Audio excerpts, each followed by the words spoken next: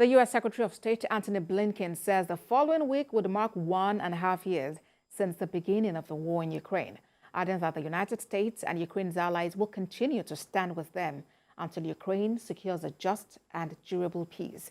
He also spoke directly about Russian President Vladimir Putin, saying he should be clear about the futility of pursuing his aggression.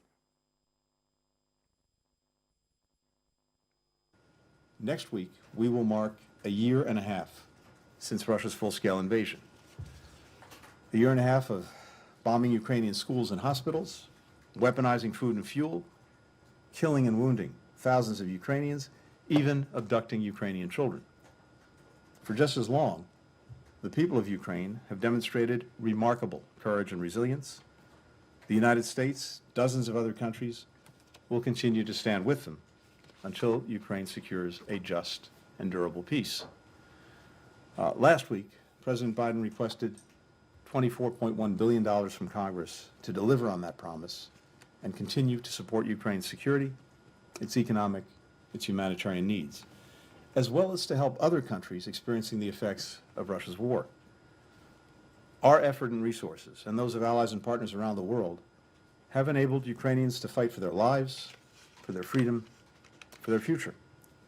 They've helped uphold the basic principles, sovereignty, territorial integrity, and independence, that are vital to maintaining international peace and security.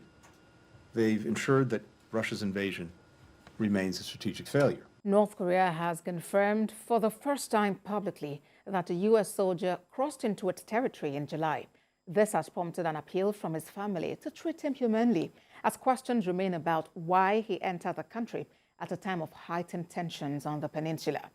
U.S. officials say Army officer Travis King willfully and without authorization crossed into North Korea on the 18th of July while taking a civilian tour of the Joint Security Area, a small collection of buildings inside the 150-mile-long demilitarized zone that separated North and South Korea since the end of the Korean War in 1953. A U.S. official said after crossing the demarcation line of the border, Mr. King tried to enter a North Korean facility, but the door was locked. He then ran to the back of the building, apprehended hurriedly into a van, and driven away by North Korean guards. The U.S. has repeatedly tried to contact North Korea for an update on his condition without a substantive response. Finally, on the world now, part of the north and northeast of Brazil had to grapple with power outages for over 6 hours from the lack of electricity that affected all states except one.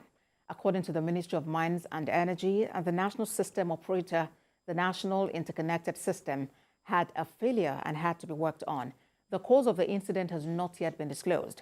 The early blackout affected millions of Brazilians who were on their way to work or study. Train and subway lines were paralyzed and traffic lights were turned off, causing heavy traffic jam in hundreds of cities.